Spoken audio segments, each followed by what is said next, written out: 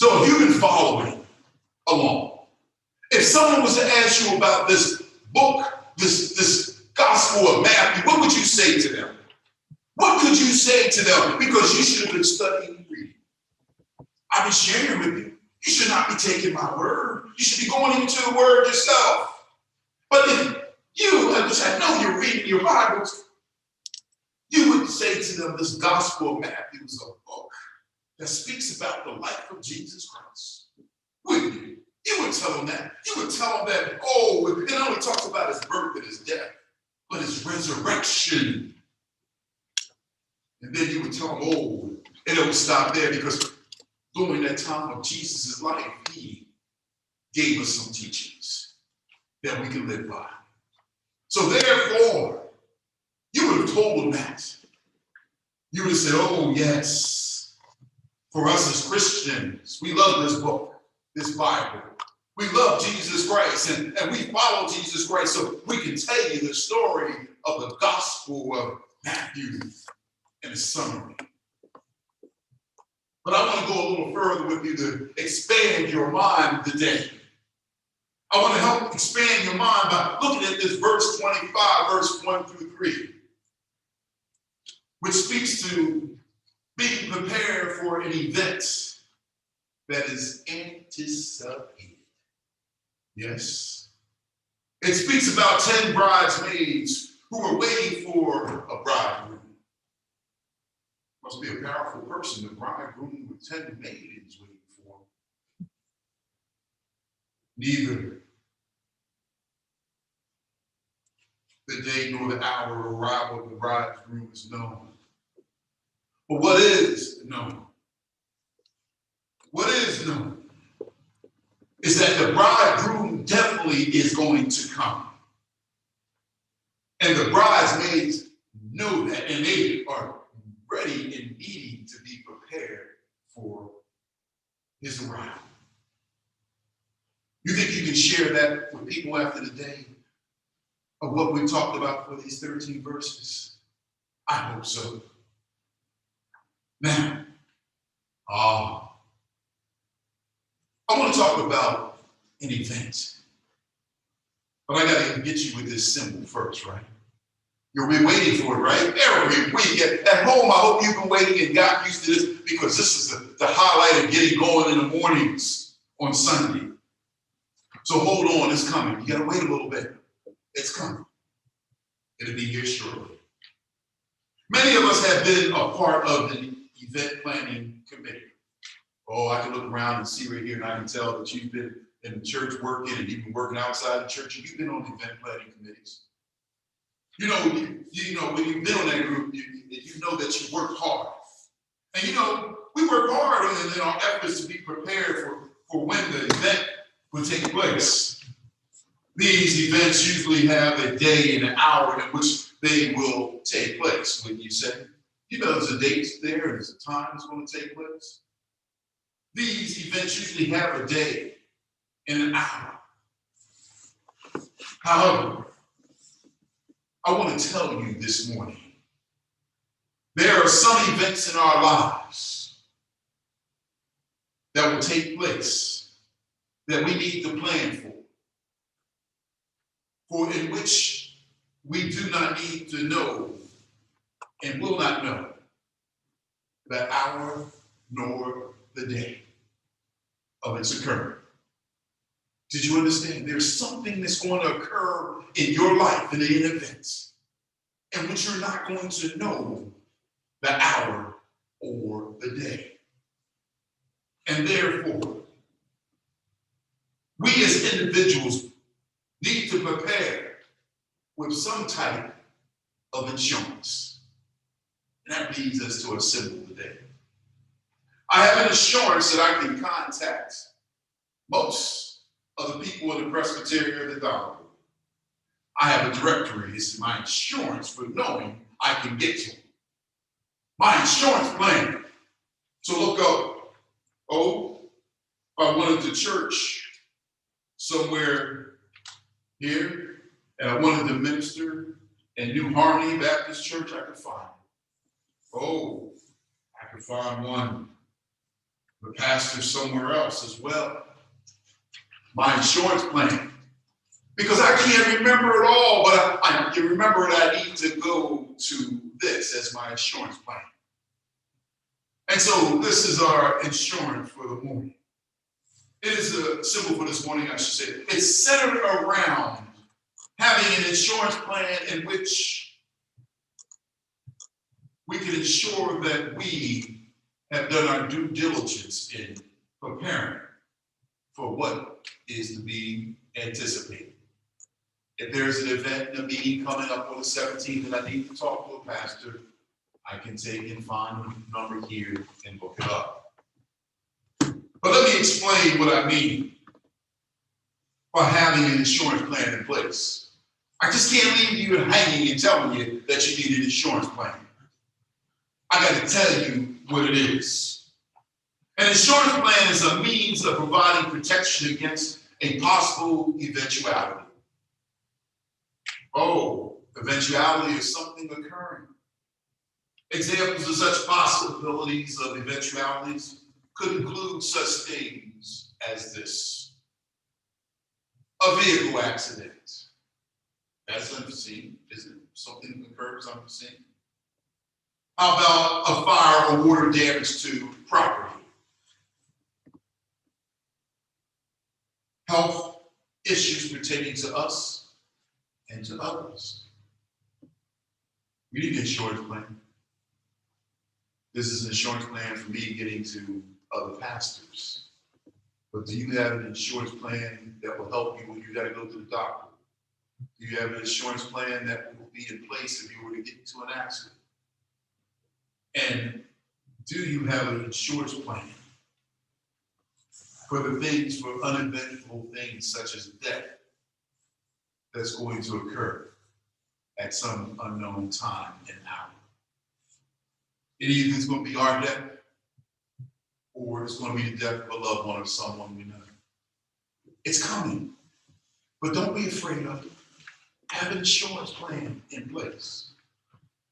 Matthew has recorded a parable of Jesus speaking to a group of people regarding a marriage custom here. A marriage custom in which the bridegroom comes to collect the bride, and in this case, the brides. I want you to know what a parable is.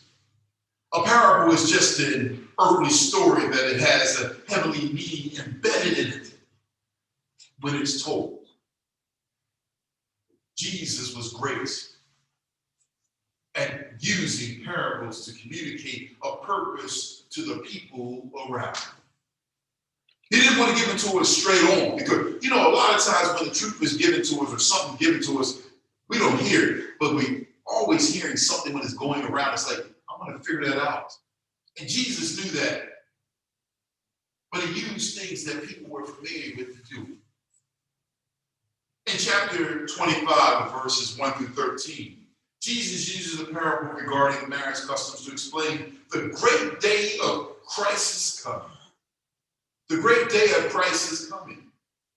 He uses a parable story of 10 bridesmaids to illustrate his point. 5 of the bridesmaids were wise, and 5 were not wise. In fact, the parable says that they who were not wise bridesmaids were foolish. Foolish. Go look up that word at home today and see what it means to be foolish. I'm not going to give it to you. I want you to do your homework. Get to know what God is talking about through Jesus.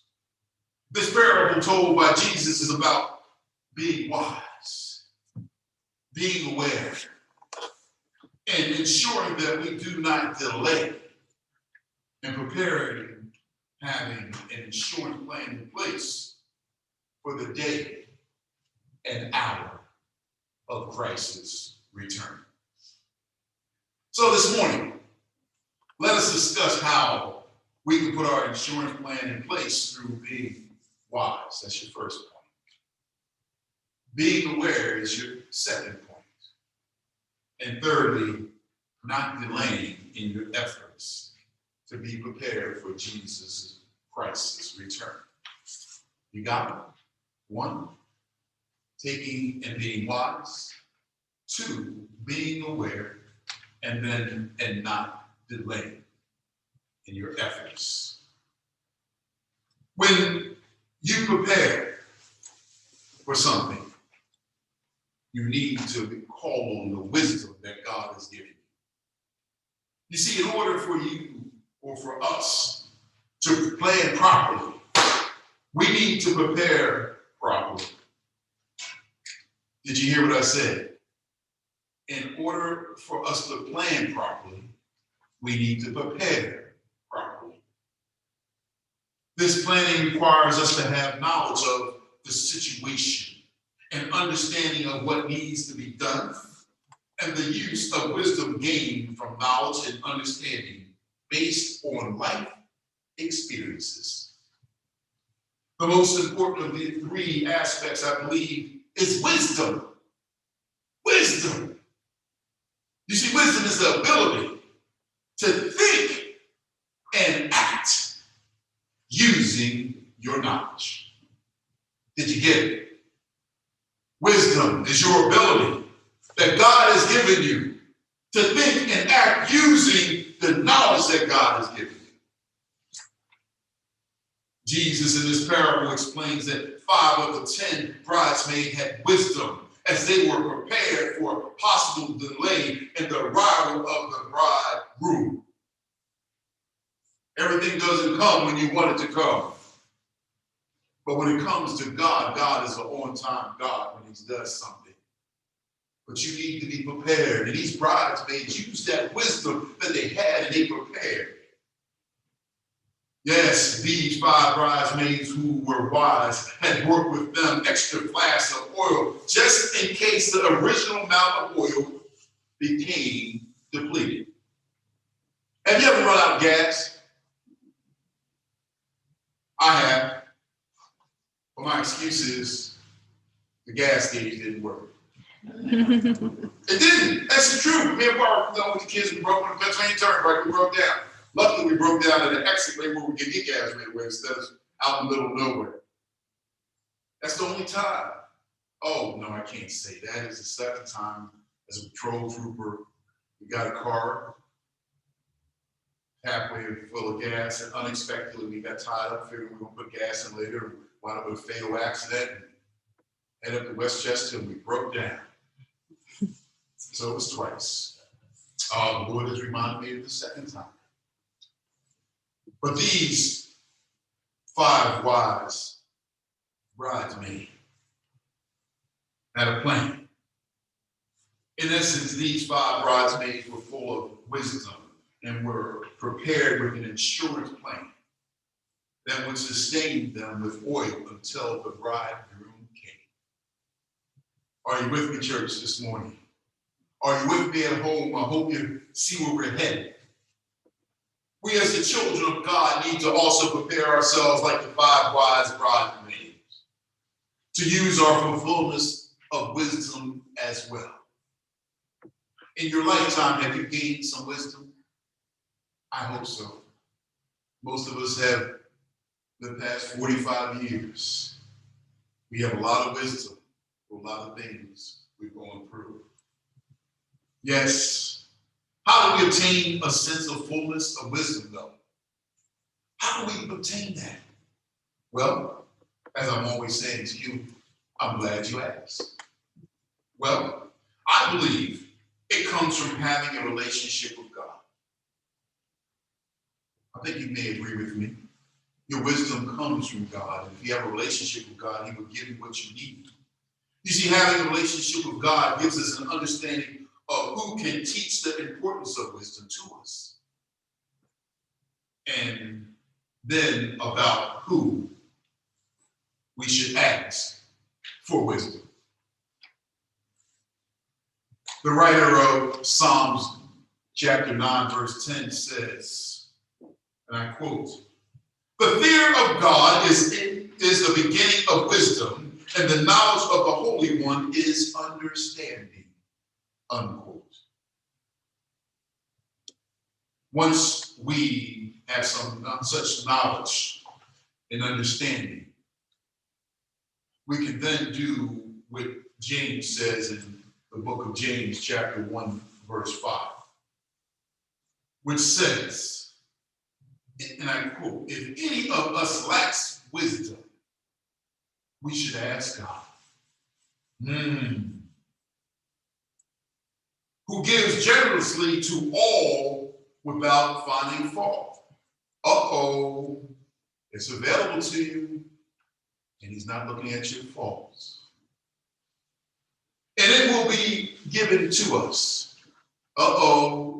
If we just ask him, he will look at us, give it to us without finding fault. Do you think we have some faults in our lives that God can point out? But he's overlooking that, he's giving it to us. So why aren't you asking God for wisdom when you have a decision to make? When you decide whether I'm going to do this or do that or do nothing. Consult God about it. We have a good example of a person in the Bible who learned to consult God at a young age. This person was called Solomon. You see, Solomon was one individual who gained wisdom through his relationship of knowing God. But it didn't stop there. You see, Solomon knew that he could go to God and ask God for wisdom in order to rule the nation of Israel. God said, what do you want from me? I'll give you because of your father. I will give you because I know what you need. Tell me what you want and I'll give it to you. He could have all the riches, but he said, I need wisdom to rule these people. And God said, because you asked for wisdom and not the material things of the world, I'm going to give you that too. You see, what he did was he sought the kingdom of heaven first. So you need to seek God in his righteousness, and all other things will be given to us as well. Solomon, at a young age, didn't really understand, but he knew something from the Spirit that I better ask God for wisdom. And God, in his infinite wisdom, said, I like that. And since you asked for that, I'm going to give you some more. If we as the children of God can do what the writer of Proverbs chapter 9, verse 10 says, and then we do what James tells us to do in James chapter 1, verse 5, then we will have prepared ourselves with an insurance plan that will sustain us until Jesus Christ returns. Are you looking forward to Jesus Christ returning? I hope so. I want to see him coming in his glory. Oh, yes. But in our preparations, through our wisdom, it brings to us an awareness of our surroundings. And that's where we get to point to awareness. You see, to be aware means that we have knowledge of a situation or fact. 5 of these bridesmaids had an awareness based on their situation. They were waiting for a bridegroom who would come at any time. And it didn't matter to them whether the bridegroom arrived in the morning, in the noonday, or in the evening. They were going to be prepared. When your bridegroom, my bridegroom, when our bridegroom comes, will you be prepared? You see, their preparedness allowed them to go with the bridegroom upon his arrival. Oh, how I want to be with Jesus and go with Jesus when he comes back. They were there when the bridegroom came. But you know who wasn't there? Those 5 foolish bridesmaids who weren't prepared. No, they didn't prepare themselves properly. And they couldn't go with the bridegroom. because it had to go get some oil. You see, they did not prepare properly for the event. Are you going to be prepared properly when the event comes? If Jesus was to come at this moment, oh, how many of us would make it? I don't know. Because I don't know how you're preparing yourself, but I'm trying to do the best I can. I hope you're doing the best here and at home. I hope you will prepare yourself for when that event comes. Because it's coming. Oh, it's coming. You know what? God wants us to be prepared to go with his son when he sends his sons back. He wants us to ensure that we have an awareness of the wedding banquet. You know when you went to a wedding banquet, oh, the music was playing, you were dressed up in your best, you had your best partner on your arm, or whatever the case may have been. When the music played, you were out on the floor, you were dancing a little bit, whichever way, you were waltzing and having your fun. Oh, yes, the food was good. And if you drank, you were drinking pretty well as well. I'm not going to hold that back because I used to go to those wedding banquet parties. I'll be lying if I didn't tell you. I had a good time. But I'm telling you, there is not going to be any better wedding banquet to go to than the one that Jesus is going to have for us, that has been prepared by God for us. Oh, yes. You need to be prepared because God wants us to partake at this wedding banquet. But in order to be able to attend the wedding banquet, we need to get our house in order. Oh, is your house in order? You need to get your house in order by being aware of what you, I, and we need to do. So here are some of the things the Spirit told me to tell you that we need to do in our awareness. What is it we need to be aware of? Well, once again, I said, I'm glad you asked. Well, we need to be aware that we need to confess to what needs to be confessed. Uh-oh. See, some of us are still holding back, and we haven't prepared ourselves to give ourselves fully to God. And you know, if you're not willing to surrender all to God, what do you expect him to surrender all to us for? Come on now. You want the best, but yet so you're not ready to give your best. Confess whatever you need to confess to God. Get it off of your shirt. Get it off of your shoulders. Get it off of your mind. Lift up your heart. Lift the weight off of it. He'll take it. All you have to do is confess and give it to him.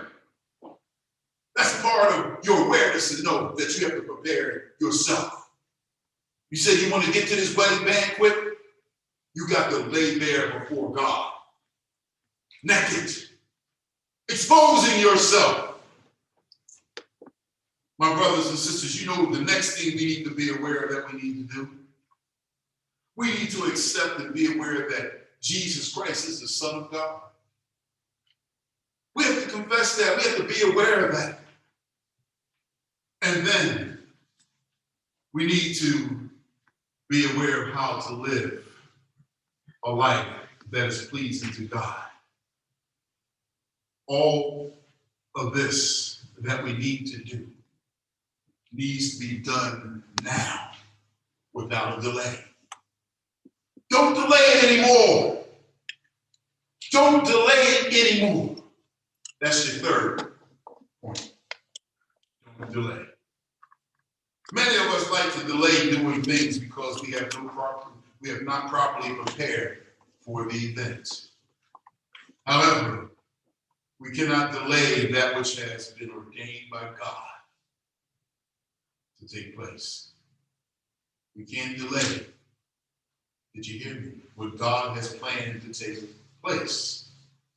Those things that have been ordained by God are such things as the birth of a child. Ladies, for those who've had children, or you know someone who have children, the doctor gives you a time, but it's only a time frame. Some kids come early, some come on time, and some take their time. Yes, a child coming into this world comes when they want to come on their time, but it is God sending on his time. Let's face it, as I said, death comes to us as well. And then, when we look at these things, there is no delay on God's part when God decides when there's going to be a birth or a death or anything else. Just as the baby will come without delay, so will there be people who will die without delay. That may seem harsh, but it's a celebration to me in both ways. It's a celebration of life continuing, but it's a celebration of one who has lived a life that has touched lives, who's going to be reborn if they know the way, prepared their way to be with God once again. Yes, God is doing also the returning of his son. Will you be prepared when the son comes? There will be a day and an hour when Christ, the bridegroom, will come. And we need to be ready without delay. The first, well, let's just say the 5 foolish bridesmaids experience the consequences of what happens when you delay and the preparing properly of it for an event. When these 5 foolish bridesmaids returned from getting additional oil, it was too late for them. It was too late. And it's going to be too late for some of us as well. For them to enter into this wedding banquet. Listen, when they got back, there was a doorman at the door. The doorman said to them, I don't know you. And you know why I don't know you? Because you didn't come when the bridegroom came. You delayed yourself from what I understand because I hear the gossip. I know all the gossip. I know all what is done. You didn't plan well. You went back for some oil and you got it, but it's too late. I cannot open the door for you because of your poor planning. Poor planning, my brothers and sisters, on our part does not constitute an emergency on God's part. Did you hear what I said? Poor planning on our part, your part, and my part, and our part does not constitute an emergency on God's part. Although God hears our plea, he requires us to do our part by preparing and being ready to go with him when he sends Jesus to get us. Because Jesus is God coming to get us. We should prepare ourselves at this moment to be ready to go with Christ when he comes.